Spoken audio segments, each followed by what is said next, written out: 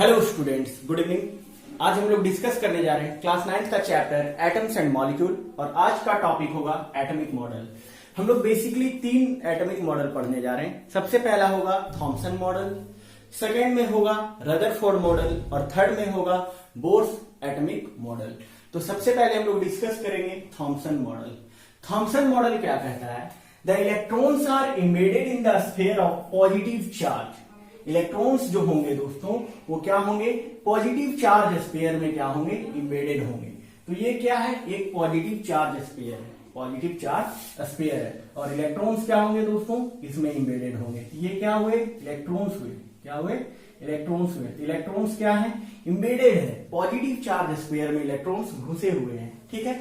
Like currents dry fruits को बोला जाता है। इन स्फेरिकल क्रिसमस पडिंग और like watermelon in which positive charge in atom is spread all over the red edible part while electrons are studied in the positively charged sphere। देखिए Thompson model क्या बोला? Electrons जो होंगे क्या होंगे? Positively charge sphere में embedded होंगे। इसके लिए उसने 2 एग्जांपल सजेस्ट किया। एग्जांपल 1 क्या था दोस्तों? क्रिसमस पडिंग, यानी कि क्रिसमस में जो केक यूज होता है वो। तो हम लोग क्या देखते हैं? केक में जो होंगे ड्राई फ्रूट्स क्या होते हैं? एम्बेडेड होते हैं। तो केक जो है वो क्या है? पॉजिटिवली चार्ज्ड स्फीयर है जिसमें ड्राई फ्रूट्स जो है इलेक्ट्रॉन्स की तरह बिहेव कर रहे हैं। उसी तरह यदि हम लोग देखें वाटरमेलन, तो थॉमसन मॉडल जो है ये वाटरमेलन मॉडल के नाम से भी जाना जाता है। तो वाटरमेलन का जो एडिबल पार्ट है जो हम लोग खाते हैं वो रेड कलर का होता है।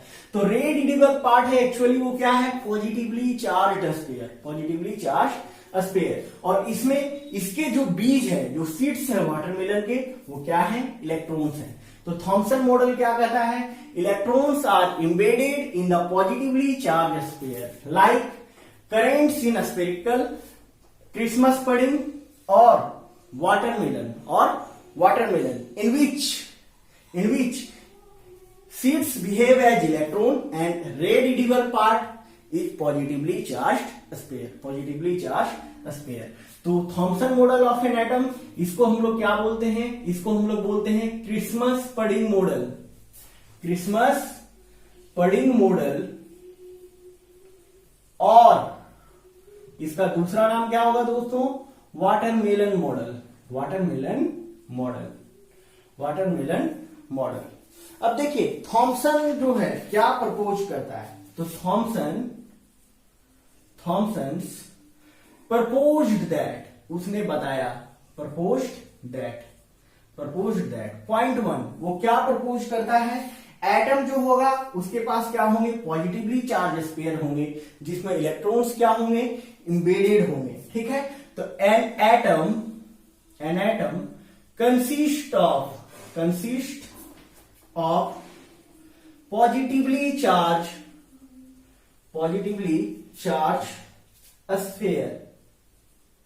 sphere and electrons are embedded into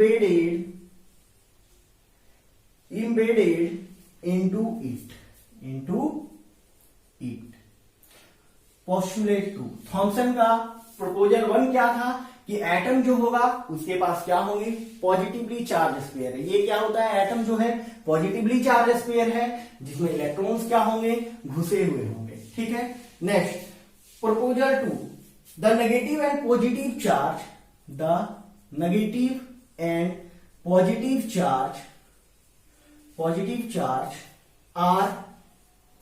are equal in magnitude, so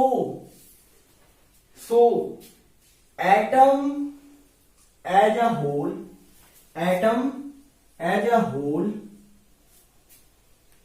is electrically neutral। अब देखिए थॉमसन जो था वो 2 प्रपोजल दिया। प्रपोजल 1 क्या कहता है? कि एटम जो होगा वो क्या है? पॉजिटिवली चार्ज्ड स्फीयर है जिसमें इलेक्ट्रॉन्स क्या होंगे? एम्बेडेड होंगे, जिसमें इलेक्ट्रॉन्स क्या होंगे? घुसे हुए होंगे। प्रपोजल 2 क्या बोला? कि नेगेटिव और पॉजिटिव चार्ज जो होंगे वो क्या होंगे? उनका मैग्नीट्यूड इक्वल होगा, उनका मैग्नीट्यूड क्या होगा दोस्तों, इक्वल होगा। यानी कि एटम एज ए होल क्या होगा, इलेक्ट्रिकली न्यूट्रल होगा, इलेक्ट्रिकली न्यूट्रल होगा। ठीक है, तो ये था थॉमसन का प्रपोजल, आप लोग इसको नोट कीजिए। इसके बाद हम लोग देखेंगे रदरफोर्ड मॉडल।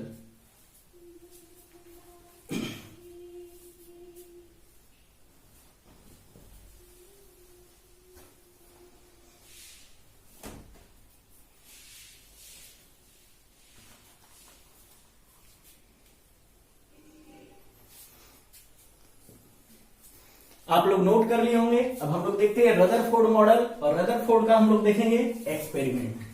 तो रदरफोर्ड जो था वो थीन गोल्ड फाइल लेता है और उसमें डबली चार्ज हीलियम पार्टिकल्स को क्या करता है, स्ट्राइक करवाता है। क्या करता है, स्ट्राइक करवाता है। तो इस एक्सपेरिमेंट को हम लोग स्टडी करेंगे।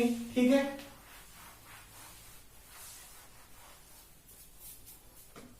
नेक्स्ट है Rutherford's model of an atom, Rutherford model of an atom. ठीक है, तो रदरफोर्ड जो था वो क्या लिया, थीन गोल्ड फाइल लिया, थीन गोल्ड फाइल। ये कितना एटम थिक था, 1000 एटम थिक। ठीक है, तो Rutherford he took very thin gold foil which was only 1000 atoms thick. Why he took thin gold foil? Because he wanted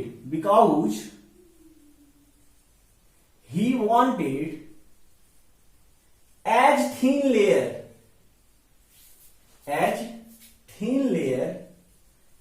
as possible। Rutherford जो है वो क्या करता है दोस्तों, थीन गोल्ड फाइल लेता है और उसमें क्या करता है, वो डबली चार्ज हीलियम पार्टिकल्स को स्ट्राइक करता है। ठीक है, तो नेक्स्ट पॉइंट क्या करता है, वो पॉइंट 1 जो है वो क्या किया, पॉइंट 1 जो है उसने गोल्ड फाइल लिया जो कि 1000 एटम थिक है। ठीक है, पॉइंट टू उसने क्या किया, alpha particles of doubly charged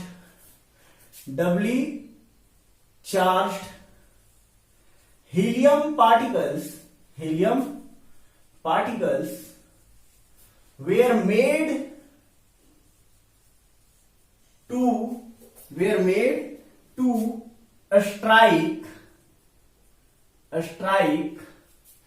gold file.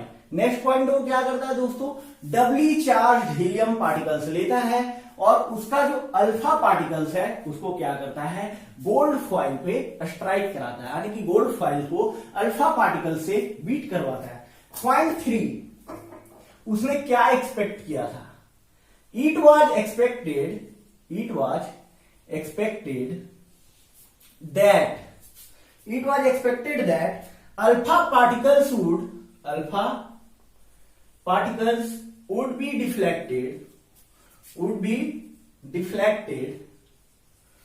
deflected by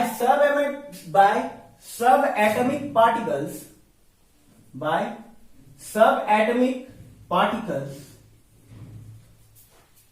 in the gold atom.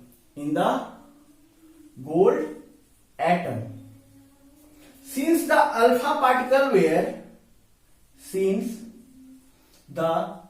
alpha particles were much heavier than protons,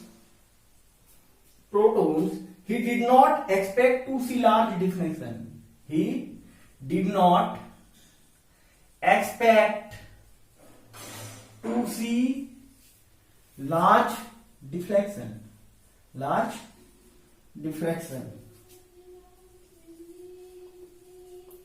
चलिए रदरफोर्ड का मॉडल ऑफ एन एटम देख रहे हैं। रदरफोर्ड क्या करता है, रदरफोर्ड जो है एक थिन गोल्ड फाइल लेता है जो कि 100,000 एटम थिक है, उसमें मात्र 1000 ही एटम्स गोल्ड के प्रेजेंट हैं। ऐसा उसने इसलिए किया क्योंकि वो जितना पतला लेयर ऑब्टेन कर सके ताकि वो अच्छे से उसका स्टडी कर सके। वो क्या करता है next, doubly charge alpha helium particles को क्या करता है, गोल्ड फॉइल से स्ट्राइक करता है। उसने क्या एक्सपेक्ट किया था, एक्सपेक्ट उसने ये किया था कि अल्फा पार्टिकल्स जो है वो डिफ्लेक्ट करेगा किसके द्वारा, सब atomic particles of gold atoms के द्वारा। यानी कि गोल्ड एटम्स के सब एटॉमिक पार्टिकल्स क्या होंगे, प्रोटॉन, न्यूट्रॉन्स एंड इलेक्ट्रॉन्स, ठीक है। तो उसने यही एक्सपेक्ट किया था कि अल्फा पार्टिकल्स जो होगा डिफ्लेक्ट होगा सब atomic particles of gold foil का, ठीक है। लेकिन अल्फा पार्टिकल्स जो थे वो हैवियर देन प्रोटॉन्स थे, वो प्रोटॉन से ज्यादा हैवियर थे, जिनके कारण प्रोटॉन से ज्यादा भारी था, जिनके कारण वो लार्ज डिफ्लेक्शन एक्सपेक्ट नहीं किया था। तो उसने किया क्या दोस्तों, यहां पे गोल्ड फॉइल लिया, ये क्या है, गोल्ड फॉइल है।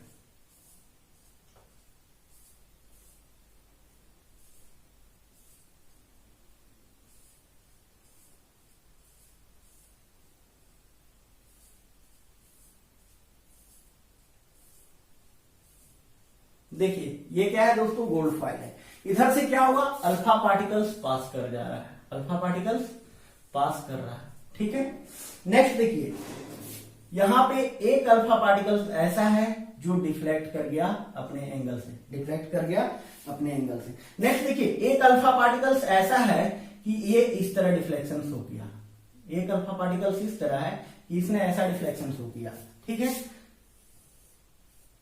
अब देखिए, अल्फा पार्टिकल्स स्कैटरिंग एक्सपेरिमेंट जो था रदरफोर्ड का, वो क्या किया, अनएक्सपेक्टेड रिजल्ट दिया। क्या किया, अनएक्सपेक्टेड रिजल्ट दिया, ठीक है। तो result was totally unexpected, totally unexpected. यानी कि जो रदरफोर्ड जो था उसने जो एक्सपेक्ट नहीं किया था वो रिजल्ट को ऑब्टेन किया गया, ठीक है। तो उसने क्या ऑब्जर्व किया, ठीक है।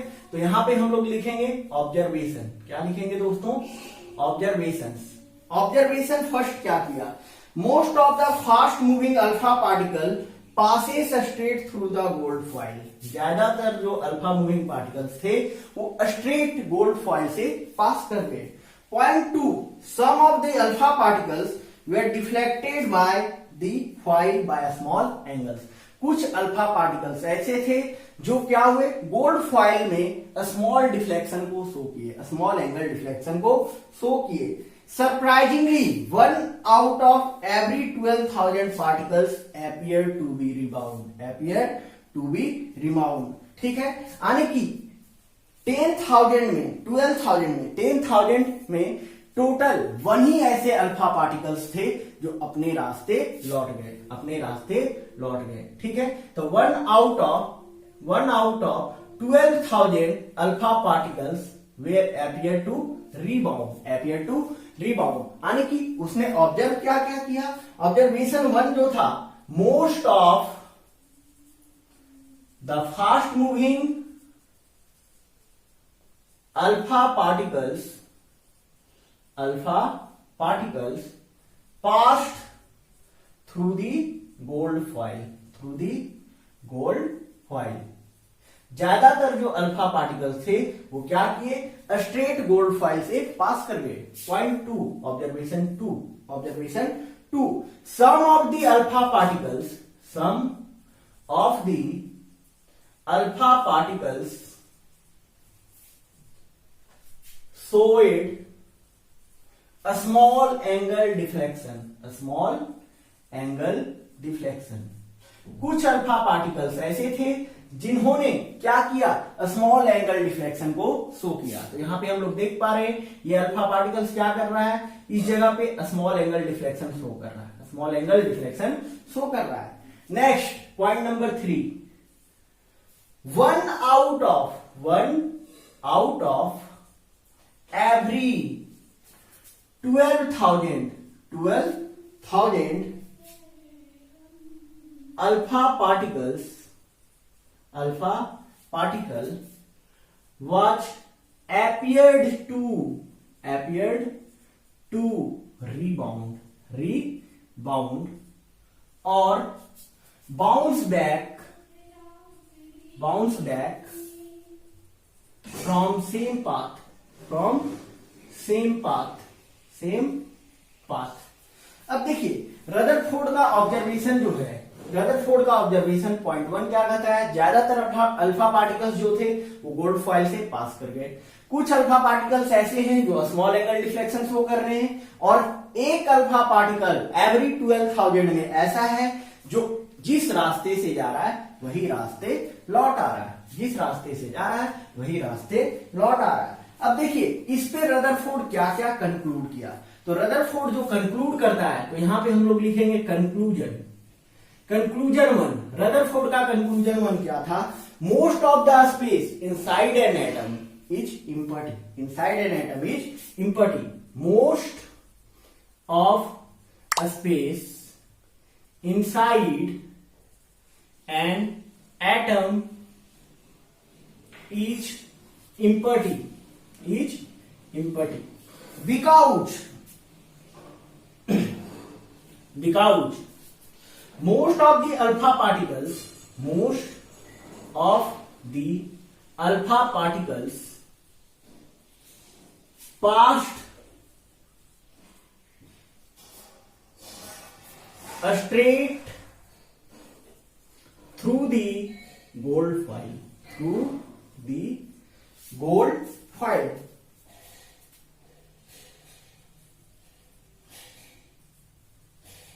Without getting deflected,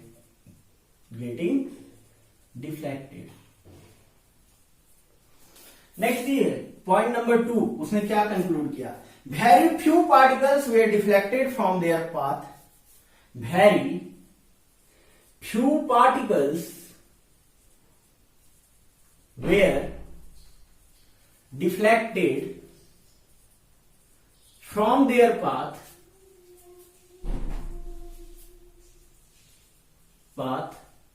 indicating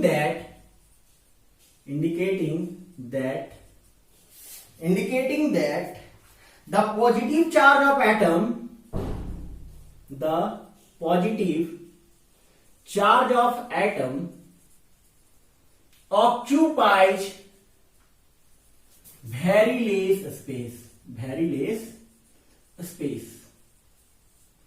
next देखिए कंक्लूजन 3 में उसने क्या कंक्लूड किया, a very small fraction of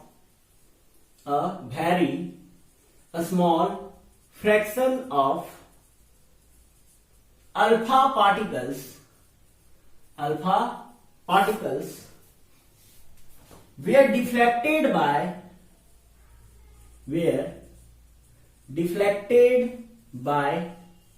180 degree, indicating that all positive charge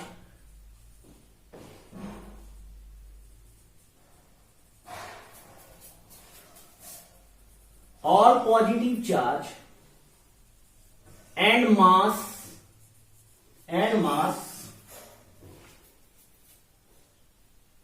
were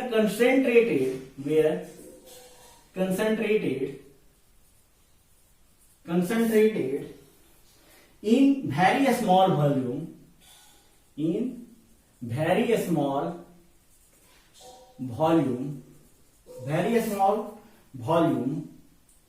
within an atom. अब देखिए कंक्लूजन क्या था रदरफोर्ड का कंक्लूजन 1 था कि ज्यादातर स्पेस जो एटम के हैं वो क्या है, खाली है। ऐसा उसने क्यों कंक्लूड किया, क्योंकि ज्यादातर अल्फा पार्टिकल्स जो थे स्ट्रेट पास कर गए विदाउट गेटिंग एनी डिफ्लेक्शन, बिना डिफ्लेक्ट किए हुए।